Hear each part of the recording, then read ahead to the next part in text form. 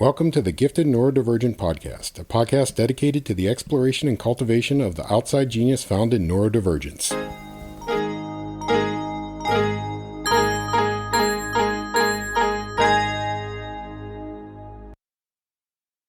Hello everyone, welcome to the Gifted Neurodivergent Podcast. My name is Lillian Skinner.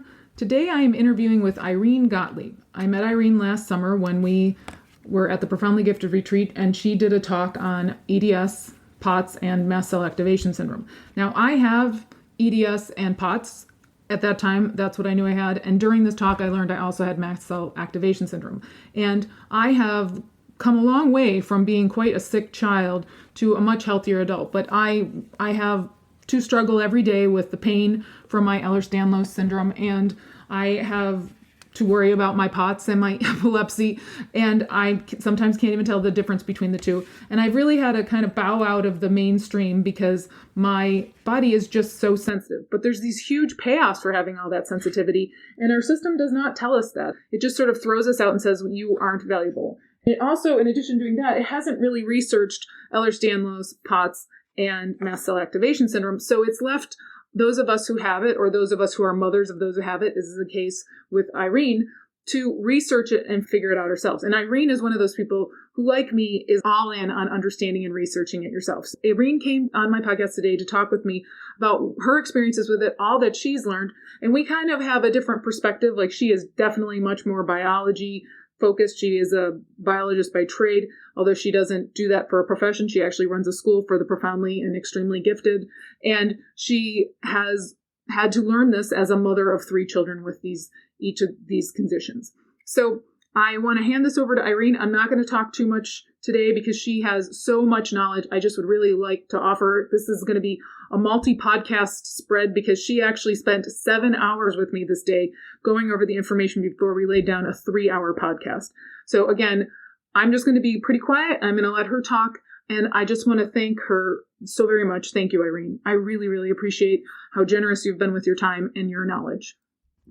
It's my pleasure. Thanks for having me, Lillian. And I just want you to know that I really appreciate what you're doing because, nobody else this is the only way this population is going to get help, is if people get exposed to this information. Lots of organizations that serve the gifted population will not touch this because it's too controversial. And I think that the information is available, and so getting it to people is very important. So I am completely non-medical. I'm not a medical professional. I don't have a doctorate degree that gives me the license to talk about this stuff, but I'm a parent of gifted children, and the trifecta is in my family. So I learned about the trifecta the hard way. Each time a child was born with one of the 3 things. All 3 have a little bit of mast cell, and all 3 have a little bit of dysautonomia, and actually only one has formal EDS, but all 3 have some connective tissue-related things going on. With EDS, we're looking at just collagen, and with mast cell, we're only talking about the mast cells. With POTS, we don't talk about any specific cells. We're just talking about the autonomic system, okay? And I'd like to back us up off of that because things are getting kind of lumped together. There's more than just collagen as a connective tissue in the body. There's also elastin and myelin. It's whatever is creating a membrane and making that membrane possible. And that membrane is made out of cells, and the cells have stuff going in and out of them. What's controlling that is the osmotic pressure, calcium channel gateways that open and close gates in cells. The cells letting things in and letting things out, those are processes that could be impacted by the connective tissue that the cells themselves are in. And then for mast cell, what I think doctors are doing, and mast cell is a fairly new, so EDS is not as new. Mast cell is, I think, the newest of the 3 in the trifecta to be identified. Very new diagnostic code. Many doctors don't know about it. It is a recognizable insurance code. You get diagnosed with it, whatever your insurance, they'll know what this is. It's a big deal, and it's kind of a win for the trifecta community. Doctors that treat POTS dysautonomia say that we know that the trifecta exists, but we're about 10 years away from properly diagnosing the trifecta and calling it something specific, like giving it a name as opposed to a little bit of everything. In adults, we're 10 years out, and kids were about 30 years out because it looks very different. And kids are naturally hypermobile. They're specific ages. The Derrier sign, a lot of teenagers have skin that you can write on that a lot of teenagers pass out. So it's much harder to differentiate from a kid with the trifecta, one of the things with the trifecta, and normal teenager. That's where we appear to be. So there's a code. There's something more going on. Now with mast cell, just like with connective tissue disorders, we're kind of lumping everything into EDS. We know that there are different kinds. There is a variety of mast cell disorders, and some of the mast cell symptoms are not from mast cells at all. There are other white leukocytes, other neutrophils. There are other immune cells, populations of them, lots and lots of them, that react in the immune system. We don't have names for them. They have numbers now because researchers are working on them, and they don't make tryptase, and they don't make histamine. They make other mediators, and we don't know what those are. Some of these cells respond to a general mast cell mediator because those generalists like Zyrtec work on a lot of immune cells, not just on mast cells. There are 4 kinds of histamines out there, histamine 1, 2, 3, and 4. I believe there are only 4. We have histamine 1 blockers, histamine 2 blockers. We even have histamine 3 and 4 blockers now, but they don't appear to actually cause any improvement. Do know in ADHD, histamine 3 is higher than in non-ADHD people. I'm thinking that by the time the histamine 3 is produced, and this is just a hypothesis, the ship has left the harbor. So blocking that histamine 3, that's a symptom of what's already happened. Blocking it isn't actually going to stop anything. It's just one of the things that is happening as a part of the condition. There are other things that are interesting and different. In the schizophrenia population and ADHD population, there's the T3 factor. It controls temperature regulation. Those are different than in the neurotypical population. That ties into the endocrine system. There's a lot going on. We're just not measuring it and not looking at it.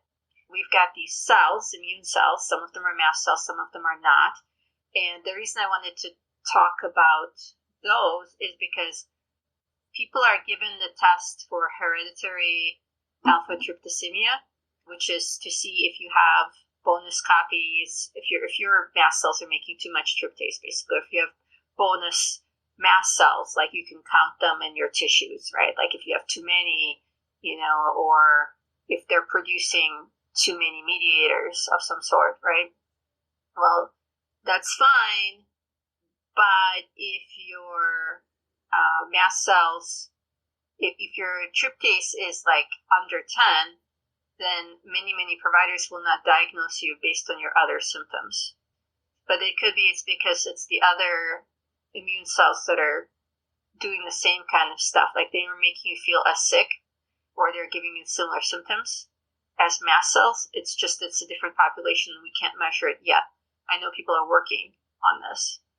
So one of the things that one of the top mast cell doctors, who's now retired, told me is that in children, your tryptase should not exceed your age. So if you're 2, you shouldn't have a tryptase of 4. What people are making a mistake of is that they look at that tryptase and they're like, it's under 10, you don't have it. But what you're actually supposed to do is it's the ratio. So you're supposed to go without triggers, measure your baseline tryptase. Then you're supposed to go have a trigger, or ideally you have a standing lab order. And when you get triggered, you can get over to the hospital and get that blood drawn. And it's the delta. And there's a formula. And if your tryptase under a trigger is elevated, it doesn't have to be above 10, but it's higher than your baseline tryptase, you can get diagnosed off of that. So diagnostic of mast cell is very, very tricky. Your tryptase does not need to be 10. And then all these other values might be in the normal range. But what might be happening is that those other immune cells that are going haywire, that are making you sick, are activating your mast cells a little bit, and they're increasing a little bit.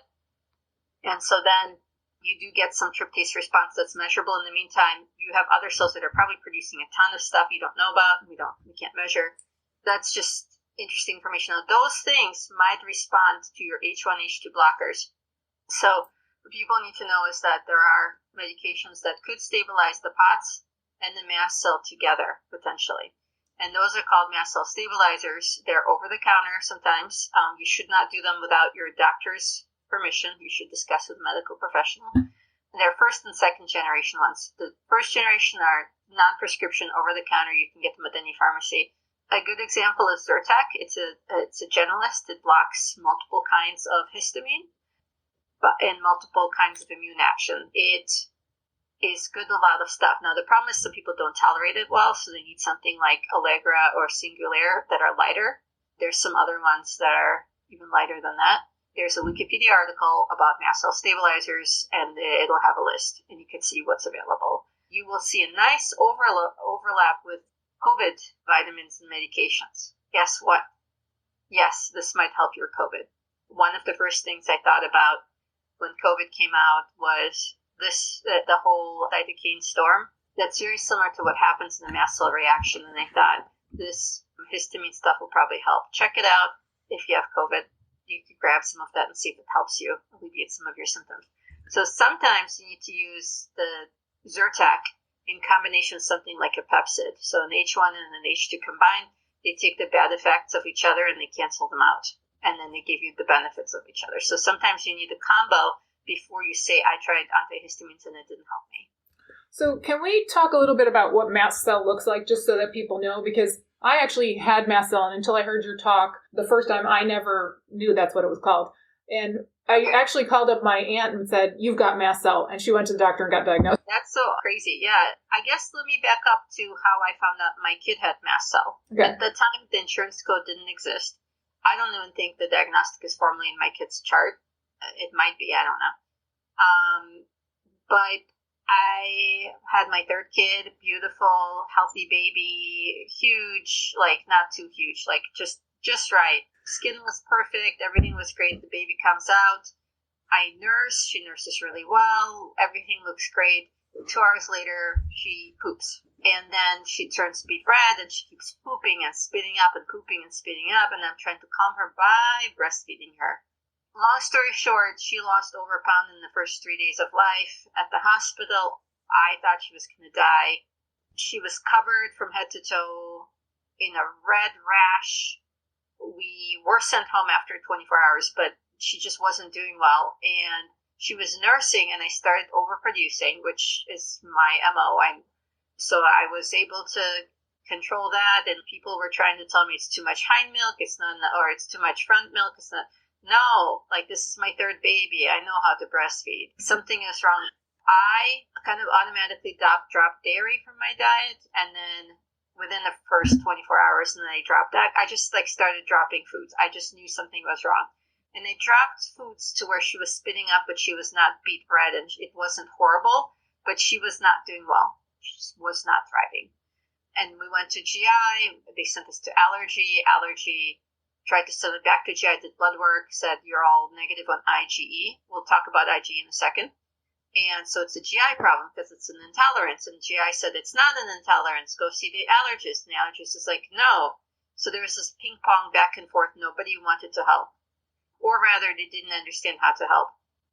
And they gave me a keyword. The GI called it the protein intolerance.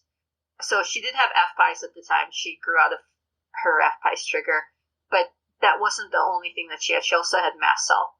I'm going to talk about the differences between the two in a second, too. So I'm going to talk about IgE and the difference between FPIES, colitis, and mast cell. The protein intolerance sent me to Google, and then her body sent me to somebody we know who works in mast cell. And I called them up, and I said, I do have to say I have a biology degree. Just don't use it. I'm an armchair scientist. I looked at what was happening, which is when a food trigger contacted her skin, within 3 seconds, the skin would turn yellow in that spot. This is what nightmares are made of. So she has pretty severe mast cell. So guys, don't worry. Most of you don't have this. And then within 5 seconds, that spot would start bleeding. And I had a dog one time, and no, my child didn't get this from the dog.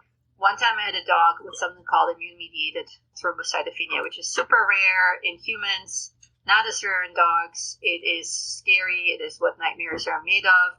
It is as scary as a very aggressive rapid cancer. It's bad, bad stuff. Basically, your skin starts disintegrating where you're dead within 2 hours if untreated. It's horrific. And there's different cause in pediatrics versus adults.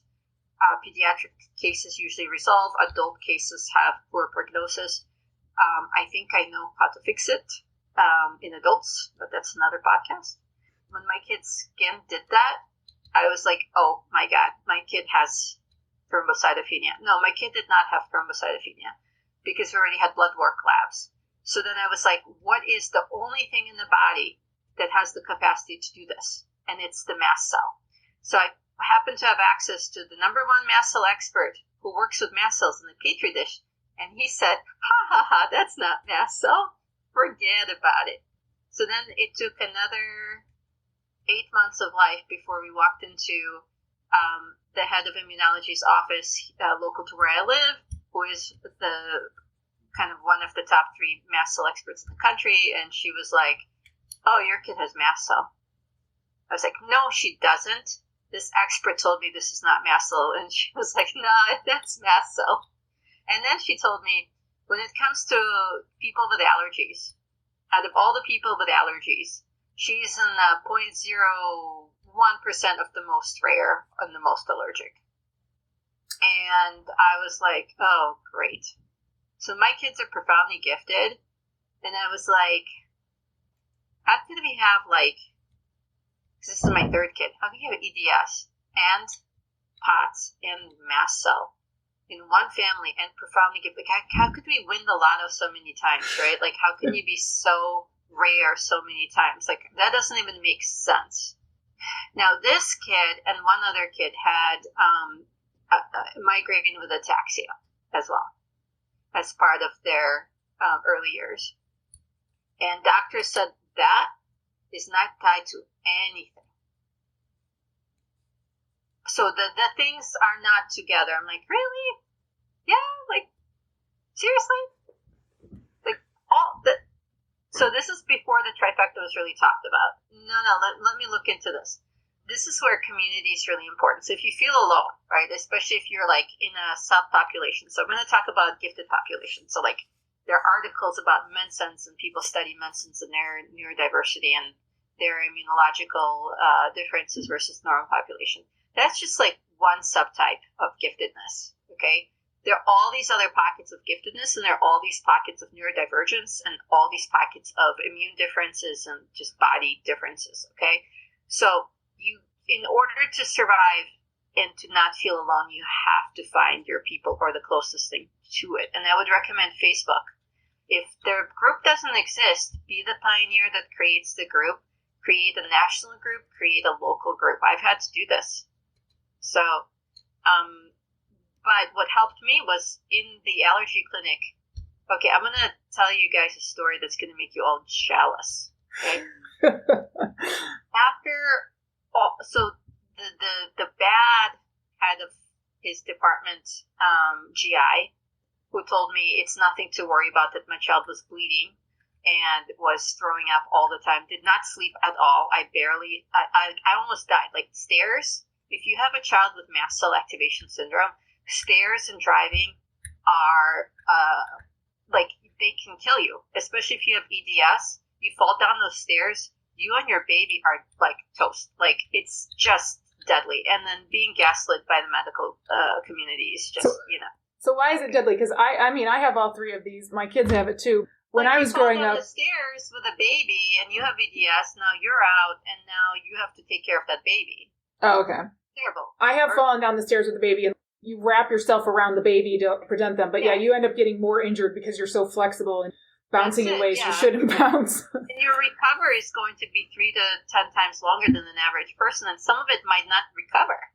Yeah. So it's just a bad combo. So people, the medical professional needs to be like, oh my gosh, you're hypermobile, or you're neurodiverse and you're gonna do very poorly on no sleep. Like, we need to help you more, Yeah, in posture and all of those things, like my kids, I can see their EDS in their posture, but the doctors aren't really on it, I found. Every single person that gives birth should have access to postpartum physical pelvic floor therapy. Okay, it should be people should be checked over, and it should be mandated. Yeah, I actually luckily had 3 C-sections. Otherwise, I would be totally murdered, because I know in my family, women, they have those meshes and everything. Like, it's permanent damage, and then especially multiple births. So again, gaslit. I had actually prolapsed my cervix at some point during one of the things, and my doctor was like, it's okay. And then my physical therapist was like, that's not okay. Are you kidding me? They're pretty casual about your pain. Yeah, like they're like, what? Like, no, but it really should be. So, okay, if you have EDS, and because you might not know you have it, if you have one of the 3 things, okay, if you have mast cell or POTS or dysautonomia, just like play it on the safe side. Assume you have EDS. You might not, and that's okay. But assume you do, and make sure you get pelvic floor therapy if you decide to give birth. Okay, like, just do it. And if you have EDS, there's some really simple signs. Like, you have stretchy skin. I have my long swan neck, which they're like, oh, you have a dancer's build. Great, I got EDS for that dancer's build. Thank you. You have a lot of shoulder, hip things going on, which I totally struggle with. You can bend your thumb down to your wrist. Look at this. It's touching. Yeah. Yeah, I'm doing it for her. It's an audio podcast, but you can touch it. There are some other things. So there's EDS, and then there's also Marfan syndrome, which you could have a cavity in your chest or something sticking out of your chest, but more so there's specific things you could do. So the skin, you pull down the skin under your chin on your neck, or you pull up the skin on your hand, and there's a measurement online of how far you can do it. You should see my husband's, right? That's where that comes. Some of that comes from. I think. If you have a family of back history issues, I think too that's another indicator, because everybody on my one side of the family has all had back surgeries. Back, neck, knees. Yeah, back, neck, knees. Stories of nursemaid elbow in the family. Totally have nursemaid elbow. Yeah. People in families with EDS know how to put the nursemaid elbow back without going to the doctor. Okay. Yeah, or their shoulders too. Yeah. If your family members know how to pop things back in, that's like a flag, right? Yeah. Like, so that is a good. So the other things for EDS are, so you see it in a lot of gymnasts, and it actually should be addressed in gymnasts. So gymnastic coaches and physical therapists serving gymnasts, they're not doing this to protect them. Their elbows and knees will be outies instead of innies, or innies instead of outie. So the double jointedness, and it gets exacerbated by gymnastics and ballet, and those sports are extremely attractive to EDS kids, because you get to put like that, you can't feel the limit on your joint, and you get to kind of like stretch and push on that joint. You get that input, and you're seeking that input. It feels so good, but it's going to hurt you unless you're safe. So if you have a kid in one of those 2 sports and they're hypermobile, you better make a friend with a pediatric physical therapist and see them for a checkup. Establish yourself as a patient, and then come when your child is reporting pain for 2 or more weeks. Okay, you should just head in, especially as they're growing. My ankles would sprain very easily. I was actually really tight in my hips and my shoulders when I was a kid, because I wasn't in sports until I was older. Another thing is when your kids are frozen because of sitting in school, there's that EDS and ADHD connection where they talk about the flexibility of the spine. Well, I had it so bad in childhood that literally my body would seize up because I wasn't exercising enough. So my mom thought I was the least flexible child in the world because I had seized up in my hips and shoulders. And that's another thing. So the protective response from the body is to actually, so one of the things we're going to talk about is having the trifecta. Is going to make you more sensitive to patterns really early in life. Mm-hmm. And so, like, if you recognize pain really early on, and then you're afraid to move your body because you're afraid to dislocate, you're actually going to become stiff in certain joints. You're not going to be hypermobile. So what you might see is a high-low flexibility profile, hyperflexible in joints of fingers and toes, and then really inflexible in the spine and the hips. Okay, so that's very common. And then knock knees syndrome, like kind of where like if you're standing straight, your knees are together. The other one that people look at is the ratio of you bend down to the floor and you touch the wall. Touch the floor with one hand, you touch the wall. Flat palms. Right. Flat palm down to where you can touch the floor, and then up to as far as you can touch on the wall and see if that's taller than you. In EDS, you have to be, there's like a ratio of how many inches you have to be taller than your arm span. Or in EDS, very frequently, but not always, like don't let somebody not diagnose you because it's not true, because everybody's different. There's always exceptions. You can have EDS without this, but your arm span is wider than your height. I think too that's morphine. Morphine as well. Yeah, and yes. Yeah, morphine is interesting because I've met several people with it, and they are some of the smartest people I've ever met in my life, but they do have like a lot of heart issues. So it does seem that there is definitely a intelligence connection between all of these things, where our sensitivity is driving also that higher inputs, that sensitivity of like sensing intelligence that I always talk about. And the intelligence is actually like kind of a part of some disorders. So like I'll give you an example. I was recently at a dyslexia conference. So we have a very active chapter in Illinois, and they say like an average person with dyslexia has a 130 IQ. So like kind of like automatically dyslexia or you're gifted. Like it's pretty automatic. And so there are high IQ people, and it's just part of certain conditions. One of the conditions it's a part of is mitochondrial conditions. So mitochondria are not named, like mitochondrial, mito is it's called for short. It's not a part of the trifecta, and gosh darn it, I'm putting it in. It's not a trifecta. Darn it, you heard it here first. It's a quadrifecta. On Lillian's podcast, you heard it first. It's not a trifecta, it's a quadrifecta. The mitochondria is the other thing, and I can prove it to you. I've got proof. Well, good. I get to find out what else I have today. Sorry. Okay, I'm going to go back and define some things. So there are all these like little tests you can buy online for about $200, and they're to test your IgG, and that is your response to whether you've had a food before. It's your sense. Have you been sensitized against the food? Please, please, please ask any doctor that's like not an allopath, like that's not ask a mainstream doctor. No, I'm not saying only mainstream doctors are good. That don't jump to conclusions about me or what I'm saying by this. I'm just talking about this test. Don't do this test. RAS testing, also bad. Like, you know what RAS testing is for food intolerance? They take I kid you not, they have like little vials, and they have like masticated food in there, masticated food, or like juice, like orange juice. And they take little bits of your blood and they drop it in there and then let it sit for 24 hours, and they want to see if the cells are still moving and alive. You go put any blood in some lemon juice or orange juice and see if any cells are still moving. Yeah, it's like acid. It's acid. Like, hello. What do you think? It's going to be chemically cooked. That's some cooked blood, you know? And then they'll anyway, I sent the test instructions to a hematologist, and they just laughed and laughed and laughed, right? So some of the stuff I'm talking about, I've sent it to scientists, okay? Don't do it. So this test is no bueno, the box test for IgG. Stop using it. It will give you common triggers in your result profile, and then you'll stop eating the common triggers, and you'll be like, I'm all better. No, it's because those are common triggers. I can just tell you what those are, and you'll be all better for free.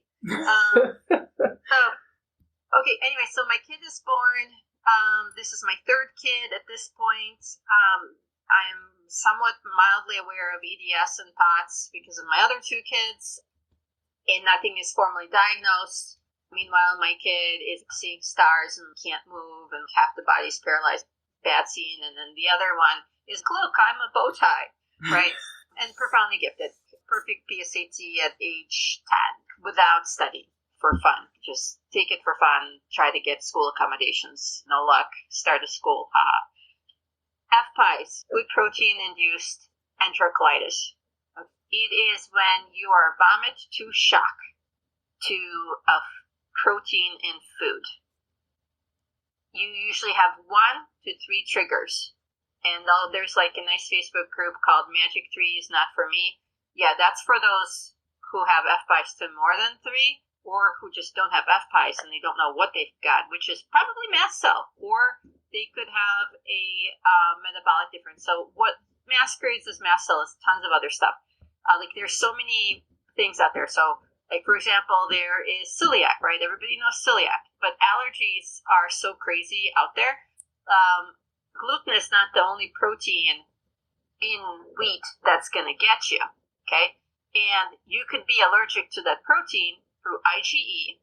You could be celiac allergic to it, which is a different kind of thing, or you could have a mast cell allergy. So then there is no blood test. Your celiac is going to come back negative. Your IgE, that's your learned response of the immune system, is going to come back negative.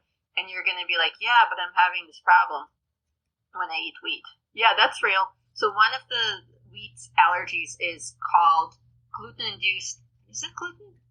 It's wheat protein-induced ataxia, exercise-induced ataxia. So you eat the wheat, then you exercise, and then you have ataxia, which is you can't move some part of your body, or generally speaking. So it's not epilepsy, it's very different. You're conscious, and you just have no control over part of your body. Usually just feels weaker than the other parts. So you might not be able to lift anything. You might not, like things might fall out of your hand. You might not be able to stand. It's highly unpleasant. I think I have this because I have this after I exercise. I can't lift things with my arms, and I always just thought it's because I exercise too hard. No, that could be your POTS. Oh. Okay, we'll talk about that later. Gluten-induced ataxia, you could test that. You could stop eating wheat for 2 weeks. We're vegetarians, so we eat wheat gluten as like in tempeh. Okay, well, no tempeh for you. It's just basically just eat water for 2 weeks, and then you can see. Yeah, that's all I need to do. 2 weeks. Yeah, just eat water. Well, so I should say, when I was trying to figure out what was wrong with my kid, is my kid definitely had FPIES to oats. Okay, so that was vomit to shock, and like really scary. Your kid turns blue, stops moving. You're not sure if they're breathing, like ER trip, like not good. But then we had these other things, and that's the doctors. So the doctors were like, "Oh yeah, it's all food protein intolerance." No, so mast cell is not a food protein intolerance. There's other people, there's this thing called multiple chemical sensitivity. That's probably mast cell. And if it's not mast cell, it's because it's not being diagnosed because the tryptase wasn't high enough. But hereditary alpha-tryptosemia is very rare. And there is a blood test and a genetic test, I think, blood test. The Mayo Clinic has it. It's covered by insurance, so you could get that. For that, you would have massive symptoms, usually anaphylaxis and like huge swelling. You probably don't have it if you have something called diffuse cutaneous mast cell. Okay. There are 2 kinds of immune system in our body. One is the innate immune system. It is the sentinel immune system. It is in our skin. It is in all of our organs. And there's a huge amount of it. The largest place where it is in our reproductive organs, especially the female reproductive organs. So if you may have noticed, the females in my family have mast cell, the males do not, or you just know more people with these issues, more women with brain fog. Guess where the mast cells are? They're in the reproductive system. What do you call it when you remove the uterus? Hysterectomy. Yeah, hysterectomy for everybody. No. Yeah. No. The hysterectomy. It won't necessarily fix everything. You do have more symptoms around your period. You have more bleeding probably than the average person. It's no fun. The gut has a huge amount of mast cells. The heart, the lungs, definitely more than other body tissues. So the big organs, they all have a lot of mast cells. The eyes, huge amounts of just ridiculous amounts of mast cells. It's like mast cell city in the eyes. And then the brain has a ton of mast cells, and the skin has mast cells. Some of the other stuff, not so much, but those things, right? If you have an infection, like let's say you have a little cut, the mast cells are like, get that thing, and they tell the body to attack the intruder, to do whatever it needs to do to protect the body. In the gut, same thing. So let's say that you have what's called leaky gut. Maybe if you're on a good day, if your gut isn't ripped up, you can eat certain things. But on a bad day, if you already pulverized your gut with some trigger, now you're eating something that normally doesn't trigger you. Now you're going to be triggered because so our gut lining, so the small intestine, for example, it's one cell in width.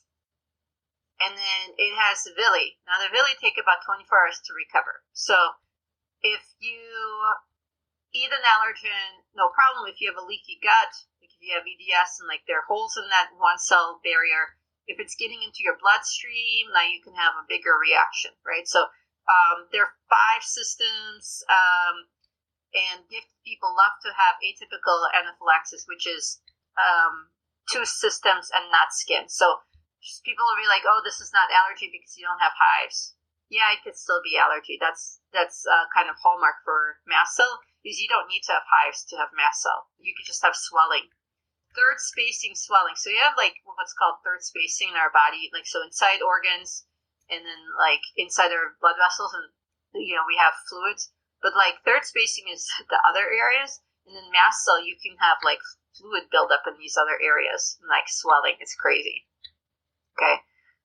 So the sentinel system works kind of hand in hand with T cells, and eventually it will teach the body the innate immune response. The sentinel system will teach the learned immune system what are its threats. So when we get a vaccine, we're teaching the IgE system, the learned immune response, to seek out and kill a virus.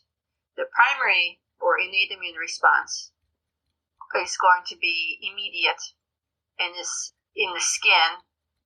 IgE is pretty immediate. Within the first 15 minutes, you'll generally see a rash. Not always. There's something called delayed IgE, and that's like 1 to 2 hours. But typically, you see a rash within the first 1 to 2 hours. And then if you're going to see some GI issues, it's going to be like the next bowel movement. With mast cell, it could be delayed 4, 6, 8, 12 hours. It could also build up. It could also take many, many days to get out. So the longest I've seen is 21 days. You could eat something super tiny.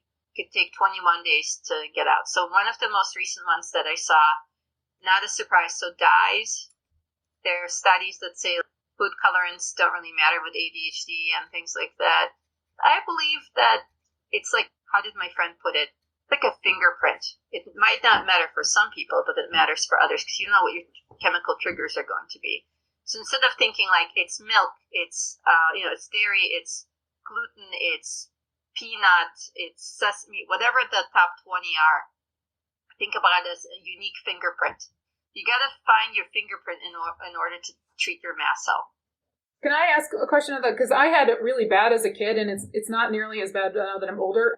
We had a cat when I was a kid, which I'm extraordinarily 10 out of 10 allergic to. And I do think that there's an immune, you already have some kind of environmental triggers that will make you more sensitive to others. Do you find that as well? Yeah, if you already have, when I'm coaching people through food triggers for FPIs, we say that there needs to be like a month-long gut rest after severe reaction. It's kind of like that. So if your body is already in a heightened state from an environmental trigger, adding something on top is going to cause a reaction, even if you're not actually allergic to that thing. Mm-hmm. One of the places where I see that is when people cannot tolerate breast milk, or like the mother cannot do an elimination due to, there are all sorts of reasons why an elimination diet might not be possible, where the mother's not producing enough milk and the child has to be on the formula, which, by the way, my kid would have died on formula. According to the triggers I know my kid has now, most formula has either dairy or soy or corn.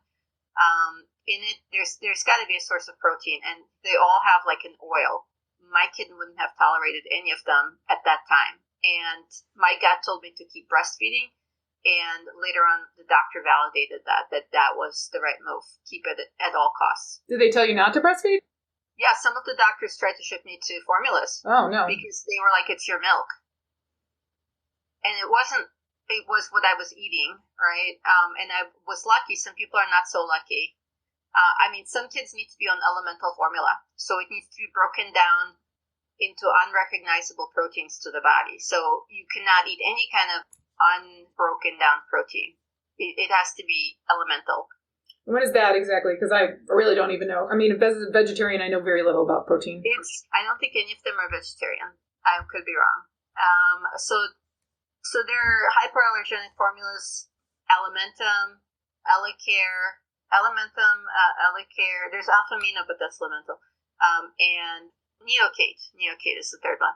And so they're hyperallergenic, but then you might have to get like a prescription one. And they are all prescription. You can't just get them. They have to be prescribed, I believe. But you can get one that's even more broken down, or like sometimes a nutritionist has to make it for the baby because of what the triggers are. And eventually the babies will grow out of much of the triggers. So that's the one thing about mast cell, is some of it is self-limiting and some of it is not. And so my child is 7 and still has some triggers. And there's some things that the doctors won't let us even test yet. We have a plan to do a hospital trial after some more blood work. I've lost count how many times my child had IgE blood work. So before the hospital, in-hospital trial, before this one, they want to recheck IgE to make sure it hasn't developed before doing the trial. And my child has dropped, can eat oats now, but we didn't try it until my child turned 7. Because of the severity of the reaction. You get PTSD. If you have a kid that has a food intolerance, you get a PTSD because you're afraid to feed your kid then. It's pretty common. Yeah, and it's really scary. They like, you stop breathing. I mean, I had it happen to me enough times that I know. It's giving your child a food because they need textures and flavors and nutrition and, just to be able to enjoy the sensory experience. And then you can't. But there are specific ways, like even if the child only has one food, there are specific ways to expand all those sensory things. But later on we'll talk about that gifted kids find patterns, and because these are unpleasant experiences for them, when they don't have severe enough symptoms, but it might be a metallic taste in their mouth, or they feel the sensation of burning in their mouth or itching in their mouth, and they might be too young to express it, they will make inferences about the food and then transfer the pattern to other foods and then be labeled as a picky eater. But in reality, it could all be early allergy signs. And when they grow out, they're not going to stop eating it or they're not going to start eating it on their own because they're too scared. So that's part of giftedness, is recognizing those patterns early. Yeah, and remembering them forever. Uh-huh. Because that's another thing, is they're so smart. They remember it at like a sensory level, a body level, and a mental level. And so you're trying to change that, and there's so much panic around it. But a lot of them, what they'll say is they don't have a reason why they won't eat it. They just say, I don't eat this. And they get very angry and very stressed. But it might be because they don't remember the reason because they were so little. But there might have been an allergic reason. There's something called oral allergy, and you only feel it in your mouth. And there could have been oral allergy creating very unpleasant symptoms before you're verbal. And, especially if it's a neurodivergent child, you might not have shown it on your face as a baby.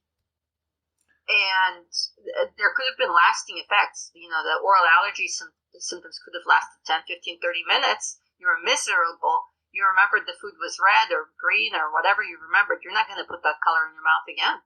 What are oral allergy symptoms? Are they like the metallic taste or the itchy mouth, or what is that? Yeah, itchy mouth. Sometimes there is a rash around the mouth. But with acidic foods, it's common for babies to have rashes around the mouth. And like with drool. Yeah. So it's really, really hard to tell until they're older if they retained it and they're verbal and they can tell you, this was my experience. My kid with allergies was very specific. She would say, I cannot eat this. It will make me sick by like 18 months. And she would say, I remember when she really desperately wanted to eat cantaloupe, desperately wanted to eat it. And if she had a piece, she would have like a tiniest amount. She would have diarrhea for 3 weeks. Diarrhea is another mast cell symptom. So diarrhea, alternating with constipation is like the MO of some of these diseases. So mitochondrial dysfunction, that's more constipation. And guess what? ADHD, what are you going to have? Constipation. And then autism, what are you going to have? Constipation and or diarrhea. That's your signal that there's either mitochondrial or allergic stuff going on. If you know that your kid's fluid intake is enough and they're getting enough fiber, guess what? Might be allergy.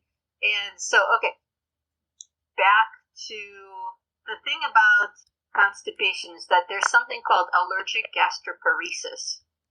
So people talk about dairy and wheat, and afterwards, like, they don't throw anything in for a while, like, everything seems lower severity, and, like, peanut is the IgE, anaphylaxis, get an EpiPen kind of a thing that people talk about. But I'm going to throw another one in there, and that's soy and legumes. So if you look at evolution of legumes, like, people who follow paleo, they won't eat legumes because they're like, that's rat food, we didn't evolve to eat it. But obviously, Mediterranean diet is supposed to be extremely healthy. It's a very healthy protein. It's high protein. It's delicious, right? So I want people to throw out such an idea is that there's a bad food, or there's a good food, or superfood, or how about there are foods that are good for a specific person, foods that are not good for a specific person? Because honestly, like, diverse nutrition is really important. Having access to different foods is really important. So instead of like avoiding certain foods, if you're not actively, like, if you don't have symptoms to a food, please don't avoid it. Just eat it, right? Like, unless you have a dietary restriction, like due to vegetarian or veganism or religion, you try not to limit your diet. If you tried an elimination diet for two months, that's probably enough. Like, don't do it for longer. So what about for my family? We tend to eat a single thing at a meal. I eat a lot of tomato sandwiches. I eat sort of basic meals, not a lot of combinations. I just prefer that, but I do know that as a kid, I had rolling allergies to different things. Like, for a while I was allergic to strawberries, then kiwis, and then cantaloupe, which I never grew out of that one. So it was actually good that I only preferred to eat one thing because we knew right away, don't eat that. And then 3 years later, I could eat it, which was really odd to me. Yeah, so my kid grew out of different things in the last 7 years. So the cantaloupe was right around 18 months. And I remember she said, I just want to smell it. And I said, okay. And she said, the orange part, I think I can eat the orange part because it doesn't smell wrong anymore. The green part still smells wrong. And she tried it. I let her try it. I said, okay. It was the first time that she said anything like this. And she was okay from that day on. And she said, I still cannot eat the slightly white or the green part. It still smells wrong. It smells metallic. Huh. And I was like, how do you know what metal smells like? She's like, it's how a spoon smells. And so gifted kids, they'll tell you what a clean spoon smells like. Yeah, I can smell different metals. Yeah, and that's mind-boggling, but they can't. Yeah. So she was like, it smells metallic to me. And I promise you, there's nothing in her. She doesn't watch any videos or TV. There was nothing in the environment that, and then she said, when she had, I forgot which food she had, but she was like, this tastes like burning. It's burning the inside of my mouth. Yeah. She said, I haven't swallowed it yet. I'm going to spit it out. It's burning the inside of my mouth. So she was very young. And she said, this is going to make me sick. So sometimes they know. But also, like, I will say, they don't always, she always told me the truth when something was going to make her sick, because, like, sometimes I would sneak it in, and yeah, she was right. The doctors told me to. I listened. That was a mistake. But the converse of, mommy, I swear it smells great. Like, I can eat this. I desperately wanted to eat grapes. Okay. I grew grapes by myself. Okay. Not just organic. We're talking zero chemicals. Yet the seeds grew them from organic seeds. Grew the grape vine. Okay. Peeled the seedless to begin with, seedless grapes, peeled them, cooked them, gave her the water. Not the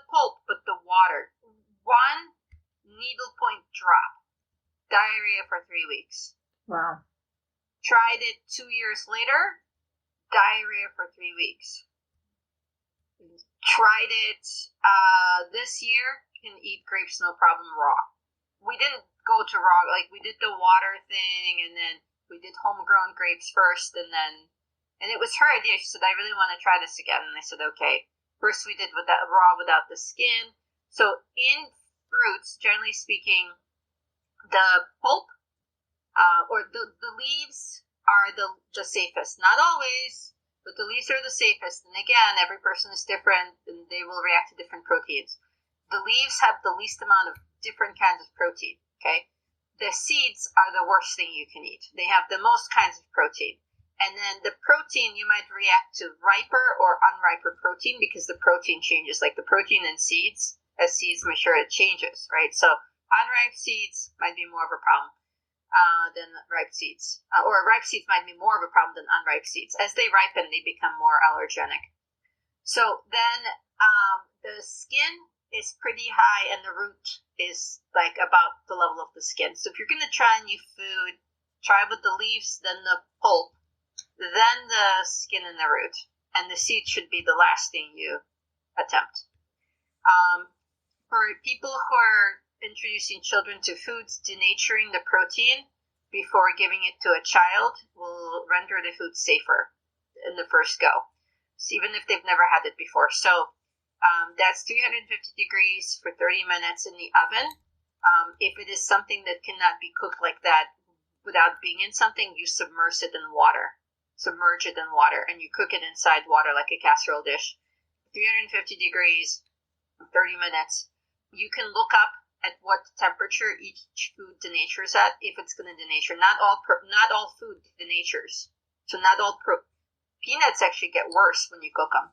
They're more angry. They'll hurt you more if you're allergic to them. But most foods, if they're going to denature, they have a temperature at which they denature. For some of them, it's lower. So that's the introduction, and you go from a pinprick size behind the cheek, and you work your way up to a spoonful, and then eventually a quarter cup, half a cup, and then you start working through cooked on a stovetop, and then you start working through raw, and it's just the pulp of the fruit or whatever it is. If it's a meat, you start with broth made with it as opposed to like actual sinew, like actual tissue. There'll be some cells in there, obviously, but it's going to be, and you start with a small volume. You want to do the trials in the morning, not on federal holidays when you are going to have the backup staff at the hospital where all the seniority people are going to be on vacation. Good point. Yeah, be careful. Like if you work, you do want to do it only on the weekend, but again, morning, you do it for a breakfast meal, and then you have to have the least recent foods that you're giving that are the most trialed, the most proven foods. And then the first few foods, I would say the first 10 foods, your trial is 2 months long per food. Wow. You do not go too fast, otherwise you'll hurt your child, and then you won't know what's triggering them. Like your cat example, who knows? Now, kiwi, strawberries, all those things are very high risk. So what is low risk? Strawberries are high risk, like medium risk for IgE. And there are also they're not, for FPIES, they're low risk. So all these different immune conditions have different levels of risk. So I'm going to run through FPIES. FPIES, any seeds except nuts are... so peanuts are high risk. Nuts are considered low risk, actually, or medium risk. If you're starting a food on salads and a child on salads and they're a baby, your lowest risk are green veggies, and after that, you're working your way into meats. You definitely don't want to eat anything from a tree, anything from a seed. Anything that had anything but 4 legs when it was alive. So no dairy from an animal. So no dairy, no eggs initially. And then so nuts and fruits grow on trees. You can have berries. Berries are low risk, except strawberry. So my elimination diet that I recommend for mast cell patients is only 4 foods plus water. You can have salt and sugar, but if it's powdered sugar, make sure it doesn't have cassava in it, because that's a medium risk food. Generally speaking, but not always, sugar does not need to be trialed. But again, there are rare people with exceptions. Salt, generally safe. Again, if you're putting salt in, make sure it's not in a salt shaker with rice in it, because that is a thing. Yeah. Other things to watch out for is people love oatmeal gloves. In exam rooms, don't let somebody shove a finger with an oatmeal glove on into your Mast Cell kid's mouth. Bad idea. Yeah. You will find food ingredients in non-food, so your kid might be getting sick from their bath soap. So, for example, this is a crazy thing. So, CVS brand baby wash. So it's like Johnson & Johnson. It's a tearless baby shampoo. It's hair and body in one. The large size one is fine. The little size, same look and feel, same packaging. The little one has oats in it. Avena sativa. That's the Latin genus species name for oats. Avena sativa. So guess what Aveeno is? People love washing babies with Aveeno. It's got food protein in it. So one of my hypotheses as to why people have food protein allergies is skin before gut. So skin and nasal membrane exposure before gut exposure is, I believe, where this is coming from. So don't stick your children in the food before they've eaten the food. Okay, that could be very protective. One of the reasons I think my kid had a grape allergy is, guess what? I've had grapes for years. She was probably inhaling the pollen from the grapes. She was born in August. She was inhaling the pollen from the grapes long before they could have gotten into her gut.